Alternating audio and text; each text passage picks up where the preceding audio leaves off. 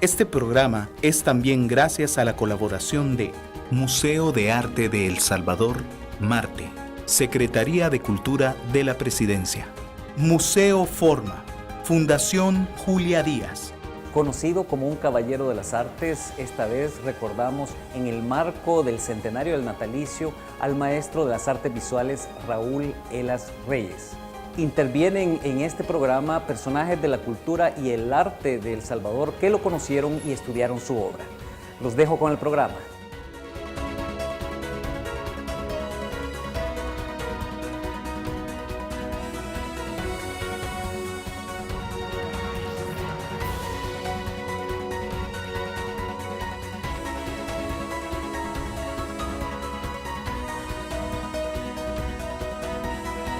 Hablar de Raúl Elas Reyes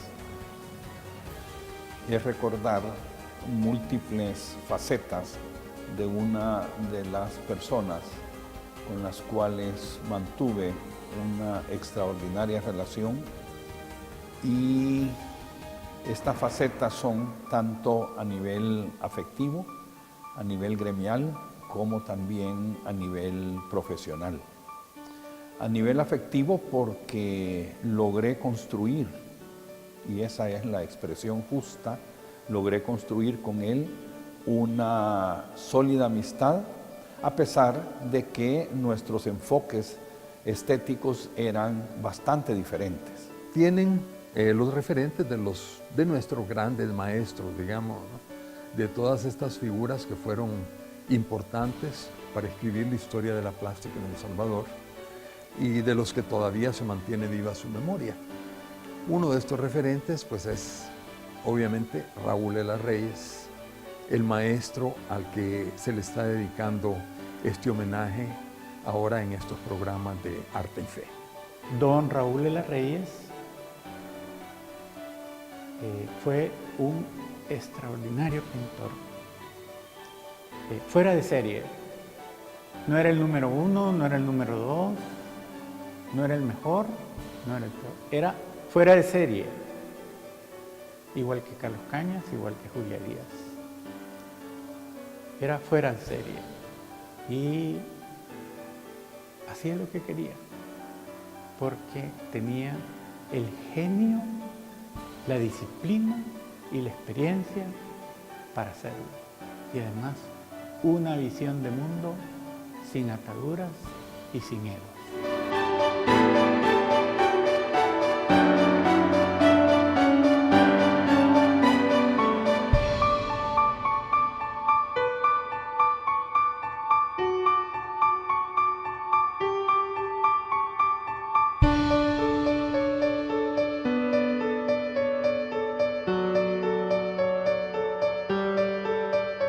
Raúl Elas Reyes fue un artista muy prolífico. Su producción fue muy extensa dentro de la pintura. Desarrolló varias técnicas, acrílico, óleo. Tenemos que partir que él es producto de la escuela de Valero Lecha, estudió en la Academia de Pintura y Dibujo de Valero Lecha.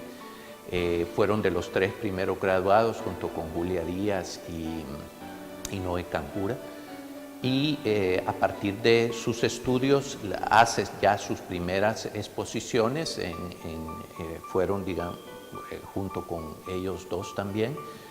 Va a una estancia en México junto con Noé Canjura, y ya después es su estancia en Francia estudiando junto con Julia Díaz y también Noé Canjura. Y me ha tocado a mí ahora comentar los primeros 5 años de existencia de la Academia, porque fueron aquellos que yo viví en la Academia Valero Lecha.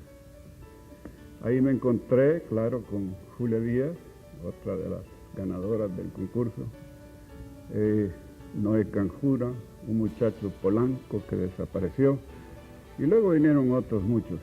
Se puede decir que en general la Academia estaba dividida en 2 grupos. Uno eran los alumnos que más tarde de veras se dedicarían a la pintura, y un grupo en general de señoritas, aunque de vez en cuando había algún señor, señoritas de la sociedad de San Salvador, que tenían talento, pero que creo que nunca pensaron dedicarse de lleno a la pintura.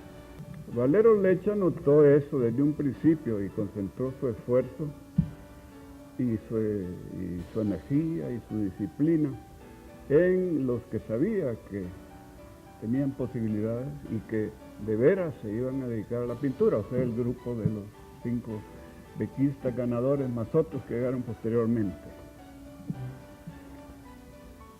Al principio sí puede decirse que la enseñanza que a mí me tocó vivir era puramente académica, porque aunque no se hacían ejercicios tradicionales con figuras de yeso, porque siempre pintamos del natural, sí la manera de enseñar entonces de Valero Lecha era como una réplica de la enseñanza que él mismo había recibido en España de su profesor, el académico Cecilio Pla. Y era fácil ver pues que había una tradición en su enseñanza. O sea, la lectura exacta del color y de los valores del modelo que teníamos enfrente y un realismo que no permitía prácticamente interpretación, sino la copia exacta, que tenía sus ventajas este entrenamiento y tenía sus desventajas en el sentido de que más tarde resultaría difícil para los alumnos entrenados así en liberarse. A pesar de las diferencias entre Julia y Raúl, por cuestiones puramente estéticas y de relaciones comerciales a través de la galería, ellos dos mantenían un gran respeto y también un grato recuerdo de los tiempos que ambos fueron alumnos del maestro Valero Lecha.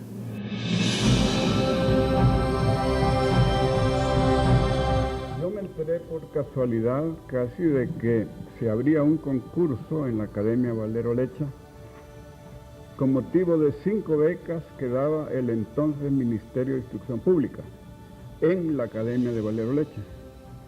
Y sucedió que en una tienda cualquiera de barrio donde yo había entrado a tomar un refresco, había un pedazo de periódico y como tenía la manía compulsiva de leer lo que tenía cerca, me puse a leer el pedazo del periódico y ahí se anunciaba el concurso. Entonces entré en él y el concurso consistía en un dibujo de figura.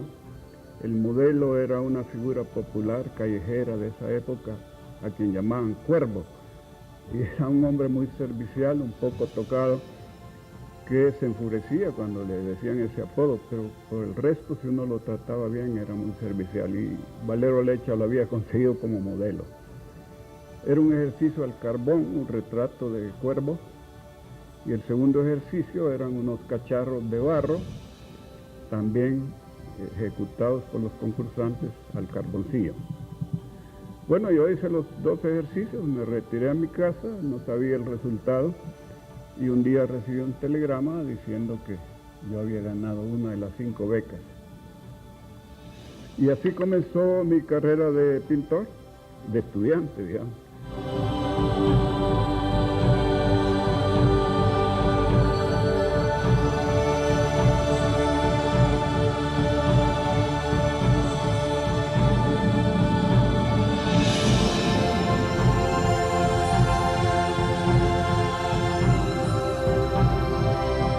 En París, por ejemplo, ver una famosa academia de André Lot, que escribió aquel libro famoso, Tratado del Paisaje y todo.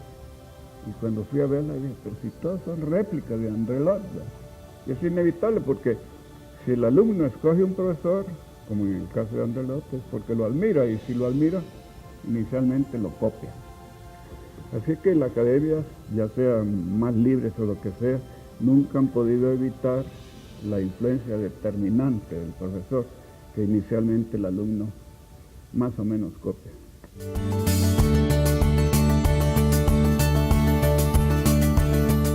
Él y los que estuvieron becados en Europa, como no les alcanzaba la pensión, le propusieron al gobierno hacer copias de artistas en Europa, y esas copias se las daban al gobierno y el gobierno las comenzó a poner en las diferentes oficinas gubernamentales.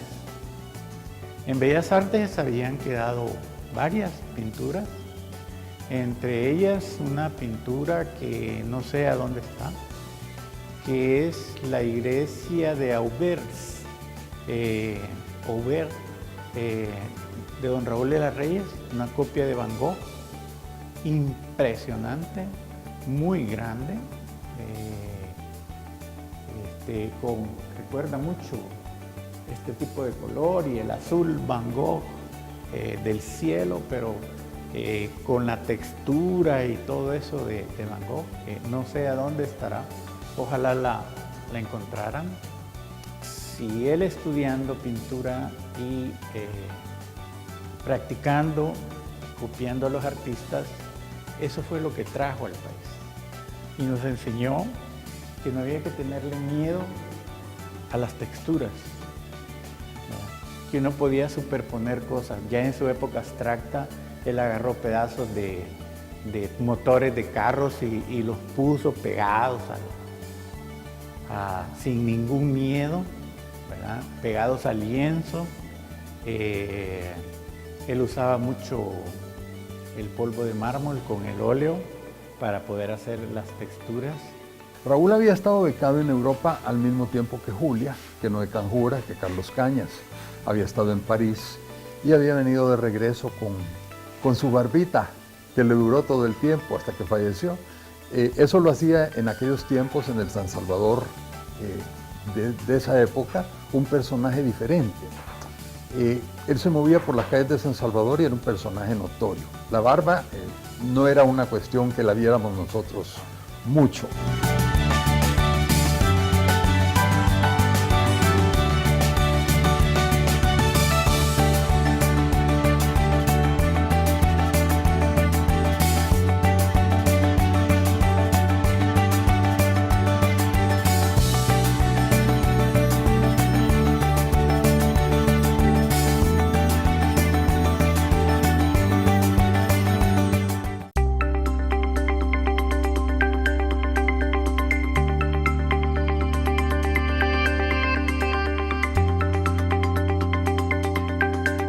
Regresa viendo al país entre una forma académica y entre una forma impresionista, y él nos invitó a mi papá y a mí a una exhibición en la Junta Salvadoreña de Turismo sobre la calle Rubén Darío, un poquito a la altura de los almacenes Simán, o lo que era la RCA. Y fuimos y habían unas pinturas extraordinarias en las vitrinas a la entrada de la institución. Pues estando allí, nos dijo, recuerdo bien su frase, dijo, pues este soy yo después de Europa. A su regreso, ya alimentado por todo este conocimiento, todas estas, lo que él había visto en Europa, no solo en Francia, porque sí tuvieron oportunidades de viajar a otros países, obviamente. Entonces, ya él va, digamos, como desarrollando lo que va a ser su expresión, que realmente él desde el principio pues ya se sintió atraído por el paisaje. Si vemos, por ejemplo, cuando él estaba preparando su primera exposición al salir a acabar estudios en la Academia de Valero Lecha, hay un contraste ahí porque él escoge irse a Meanguera, a este extremo del país, a desarrollar sus primeros cuadros. Y ya allí entonces comienza esa trayectoria que va a tener y esa su conexión que va a haber con el paisaje.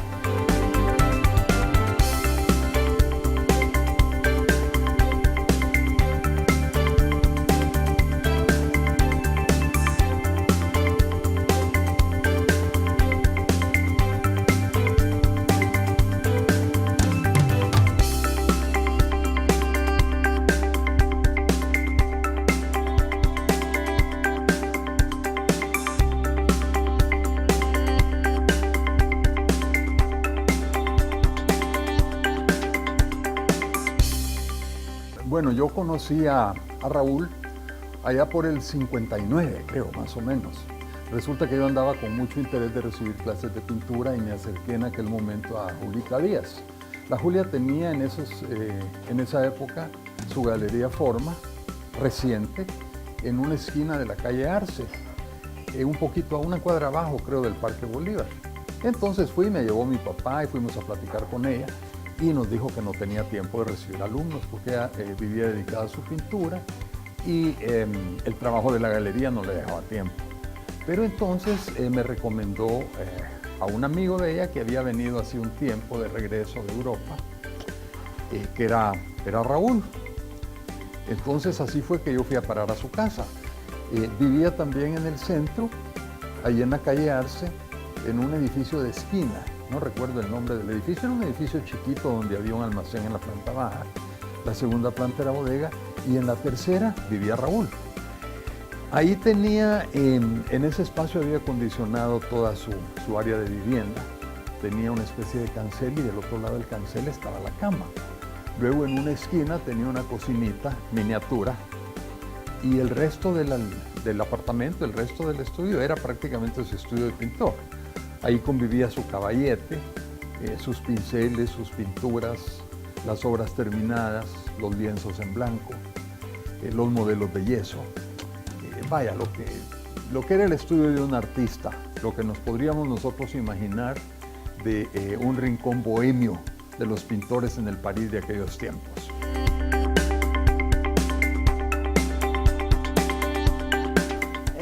Da la gran casualidad, un paréntesis, de que estuvieron en Europa en el mismo momento, porque Dicky se va a Europa en marzo del año 1950, pensando de que entonces, como ella estaba estudiando arquitectura y tenía una pausa en su carrera, que podía ir a ver si podía trabajar con Le Corbusier.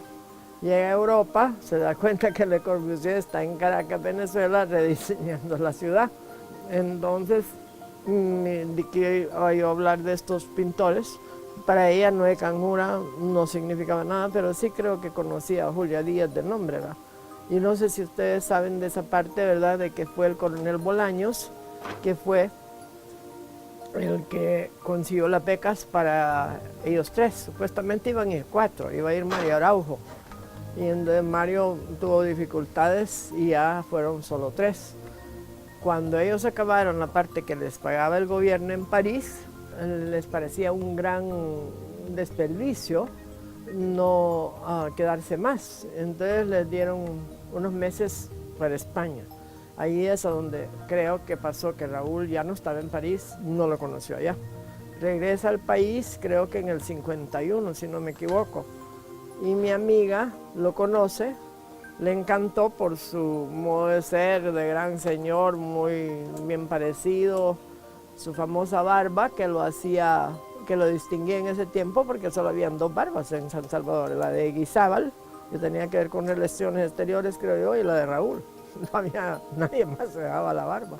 Entonces, mi amiga arma un paseo con doña Luz, ahora viuda de Alfaro, Luz Camacho, para ir y tengo esas fotos que están viendo al lado de Coatepeque y ven al volcán de Santana atrás, ¿verdad? Esa es la primera vez que creo que salen. Su esposa era una arquitecta salida de MIT. Muy pocos saben que la señora de don Raúl de las Reyes era arquitecta salida de MIT. Y se me hace, hagamos de caso que después de que vuelve al país conoce a Raúl. Pero cómo y cuándo se veían, no sé. Lo único que sé que nosotros lo conocimos, como familia lo conocimos, no es que lo haya traído aquí como quien dice que este es mi novio, que me voy a casar, ni nada de eso, sino que lo conocimos porque era un artista que empezaba, ya había hecho exposiciones, había hecho una exposición, creo que salían, esa exposición ha de haber salido en todos los recortes que te di, creo que había hecho uno en París y no sé si hizo otro en España, y aquí estaba empezando a darse a conocer, ¿verdad?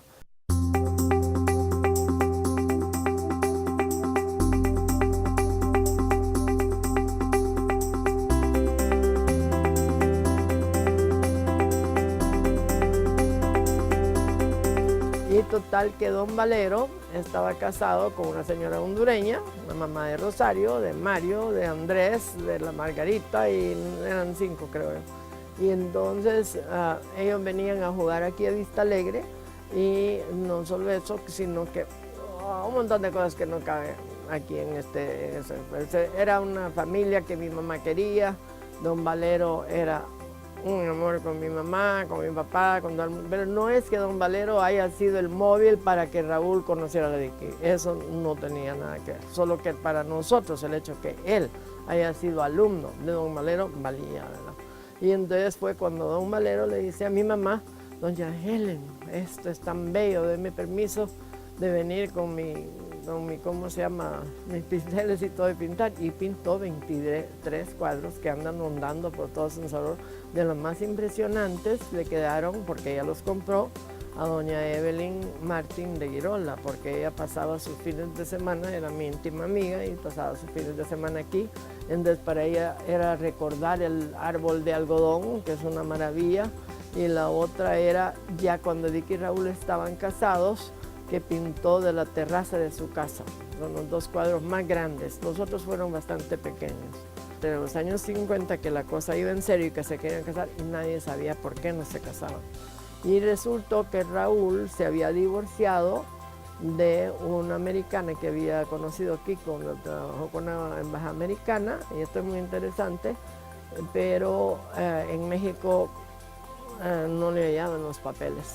Y lo que yo me encuentro más interesante todavía, que la misma persona que los presentó, que es doña Landa Vides, ya vivía en México, estaba en la embajada de El Salvador, y ella fue la que movió todas las pistas necesarias para sacar esa cosa, para que Raúl pudiera ver, probar que estaba divorciado y luego poderse casar con Dicky.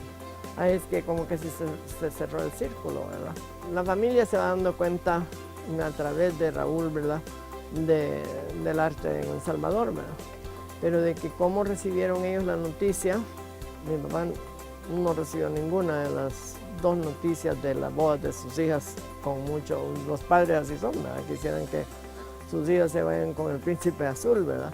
Pero yo me había casado finalmente en el 58, porque yo estaba dándole chance, según yo, a mi hermana, que se casara y que ella fuera la primera, ¿verdad?, que quizás agrandara la familia o lo que fuera, ¿verdad?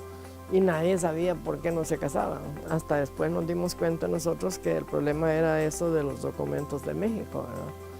Entonces, cuando finalmente salen los documentos de México, yo ya me había casado en 1958. No vivía en la finca todavía, vivía en un apartamento en San Benito, que quedaba detrás del almacén que mi hermana y yo habíamos comenzado juntos en 1955. Primer centro comercial en la primera zona que agarran una finca de café que se llamaba San Benito, que era de la familia Borja. Alguien, el arquitecto que hizo la parcelación o algo, hizo el Boulevard Hipódromo, que todavía existe, que ahora todos son negocios, todas las casas desaparecieron, ¿verdad?, y todos son negocios. Y nosotros fuimos pioneras en ese sentido, ¿verdad?, de que sabíamos que estos shopping centers que existían en Estados Unidos tenían que pegar. Entonces, gracias a don Alberto Vilanova, estaba casada con doña Berta Gotay, y que era bien amiga de mi mamá, porque mi mamá era una gran golfista, y ella jugaba golf con mi mamá, y entonces nos querían ayudar. Y entonces nos dieron unos locales ahí, y hubo un momento que estábamos arrendando 5 de los 10 locales, aparte del súper, ¿verdad? A todo esto, el noviazgo seguía, a mi hermana no se le preguntaba nunca nada, porque era una mujer muy discreta, muy privada, y bueno, un día para otro dice: me puedo casar. Entonces ella había nacido en noviembre 21, yo había nacido en octubre, 4 años después de ella. Y entonces viene y ella dijo: pero sí, no quiero una boda como el de mi hermana, no quiero lo más pequeño posible. Y entonces hizo una boda, creo, de 80 personas, de las cuales muchos eran los directores de la Centroamericana, porque mi papá ya llevaba más de 30 años de estar en la Centroamericana, y los amigos más íntimos.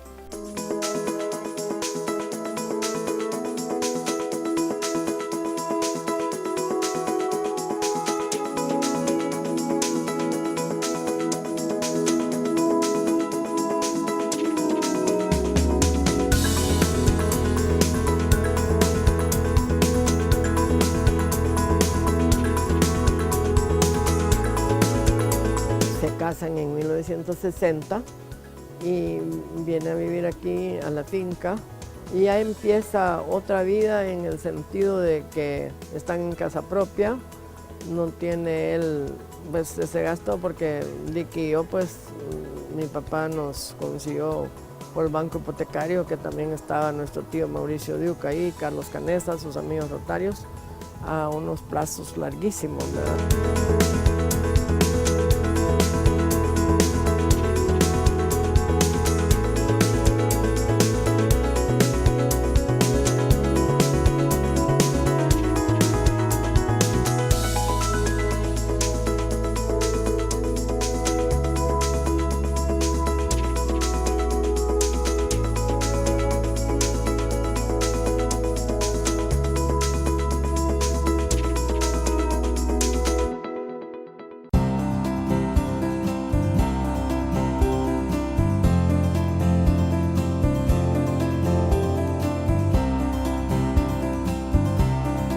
Cuando uno llegaba a su casa, se daba cuenta de que todo lo que en el mundo de Raúl era presente estaba en su alrededor, porque la propiedad en la que él vivía y tenía su estudio era algo realmente, y es realmente algo extraordinario, a donde uno puede descubrir a través de los senderos de las varas de bambú, sus catedrales góticas.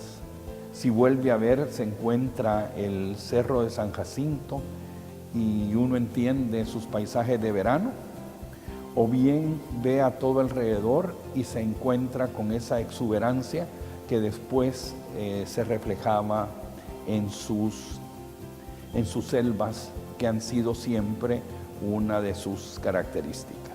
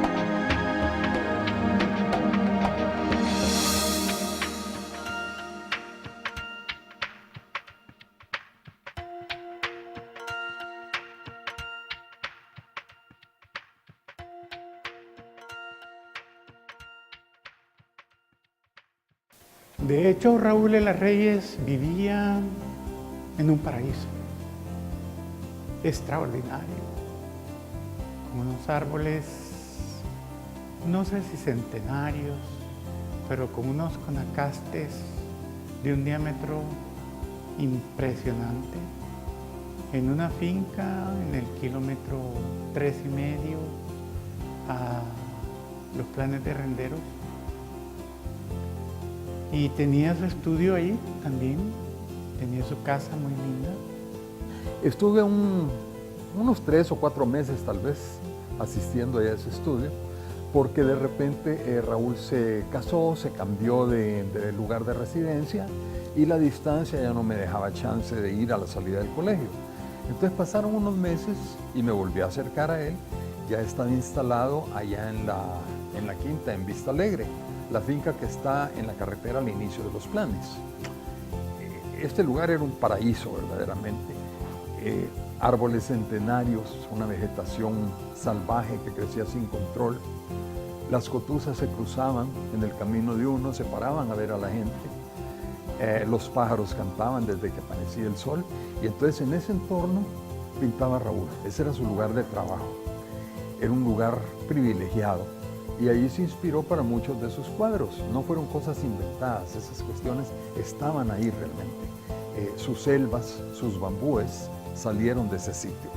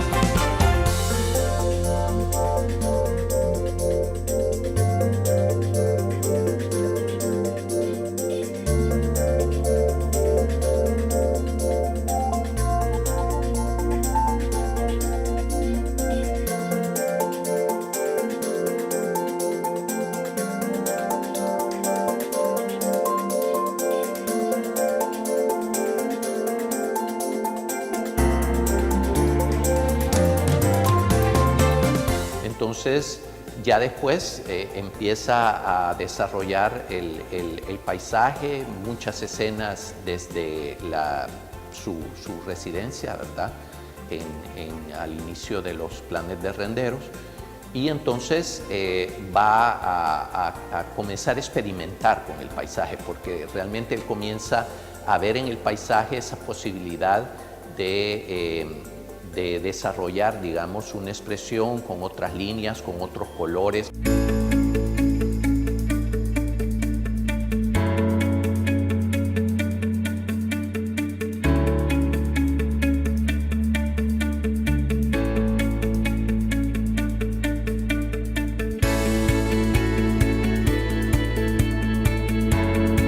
Hablando sobre Raúl y su manera a veces tan especial de comportarse, creo que vale la pena recordar una situación de la que yo tuve conocimiento a través de Magda Aguilar, que era muy amiga de Raúl y de Julia Díaz, y que estuvo siempre involucrada en el movimiento artístico y cultural de nuestro país, y es respecto a el apellido de Raúl.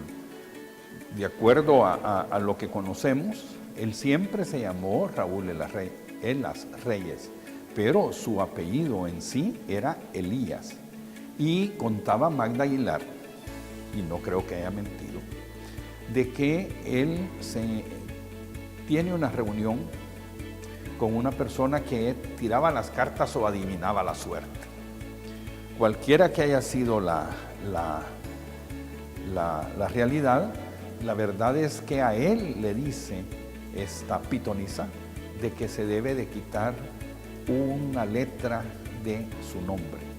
Y es ahí a donde él quita la I de Elías y se convierte en el Raúl Elas Reyes que todos conocimos y apreciamos.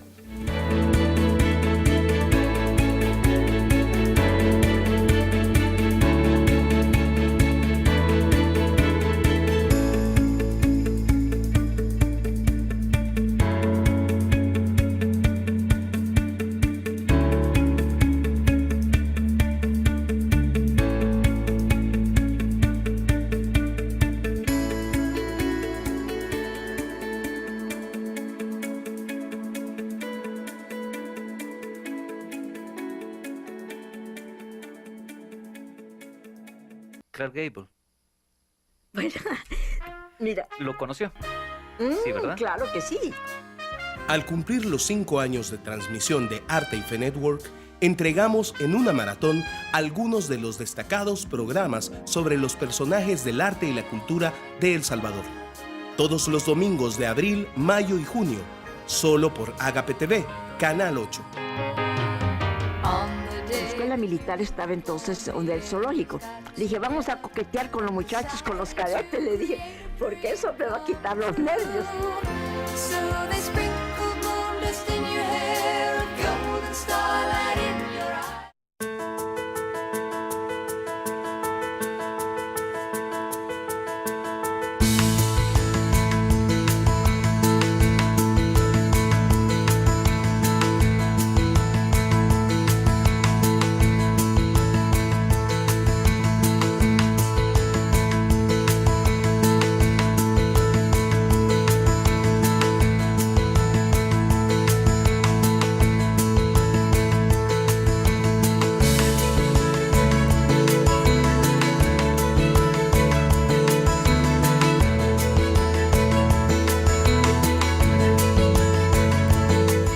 Y él, pues, si tenía lo que necesitaba y tenía lo que merecía, vivía en un paraíso, era un hombre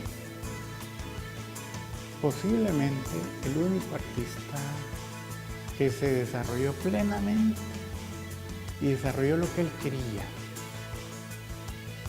Yo recuerdo que llegaba al taller de mi padre, que era un ebanista muy conocido, y mi padre le hacía los marcos que siempre tenían que tener 8 milímetros de grosor, con 5 milímetros de moldura ochavada, y siempre tenían que ser de laurel. Ese era el marco de don Raúl Elas Reyes. Esa era la moldura de don Raúl Elas Reyes. Y a mí me tocaba barnizársela transparente, color madera, barniz transparente. Luego laca transparente. Ya cuando salió la laca y salieron las pistolas de aire y todo. No, porque antes era barniz de goma laca, ¿verdad?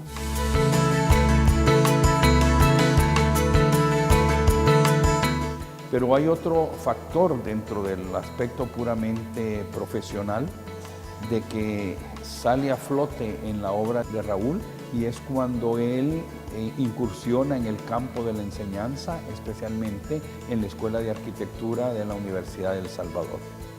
Él se convierte en un apasionado del mundo prehispánico, logra conocer y recorrer la mayoría de sitios arqueológicos de la región mesoamericana, y eso lo lleva a él a presentar de una manera muy notable todo ese mundo prehispánico, que para algunos es una referencia muy literal, y en el caso de Raúl era una exploración a la esencia de esas raíces que de alguna manera han alimentado buena parte del arte salvadoreño.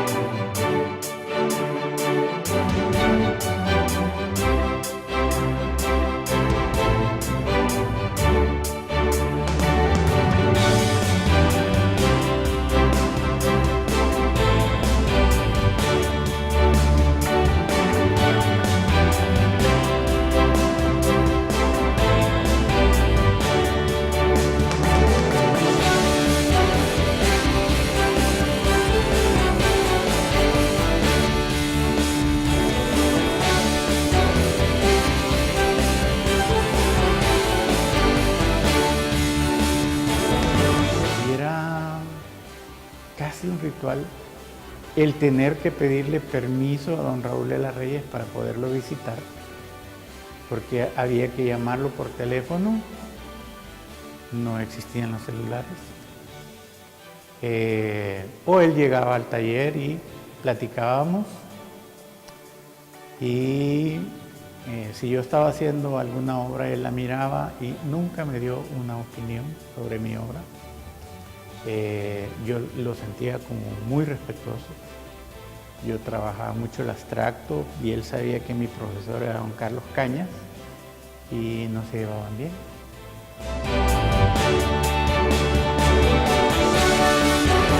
Era muy amigo de Julia Díaz, posteriormente que Julia hace sus 2 galerías, la primera que se le incendió y luego la segunda allá arriba, en la colonia La Providencia. Pero también era muy amigo de los de la Casa del Arte, porque allí exhibía también. Y ahí había un antagonismo muy fuerte entre Galería Forma y la Casa del Arte. Y él fue un caballero, pero un caballero con una cortesía extraordinaria. Yo diría exquisito, un hombre exquisito. Como fue profesor de Historia del Arte en la Universidad Nacional, en la Escuela de Arquitectura, ese hombre tenía un conocimiento extraordinario.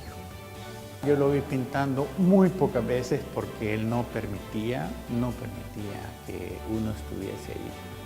Si uno llegaba, siempre había un buen té a las 4 de la tarde. Creo que hecho por su esposa, pero servido por las muchachas, por la servidumbre que tenían. Y era un gozo verlo tomar su té. Y era un gozo también tomar ese té y verlo a él fumando buen cigarro, gozando la vida. Y eso se aprende con esta gente.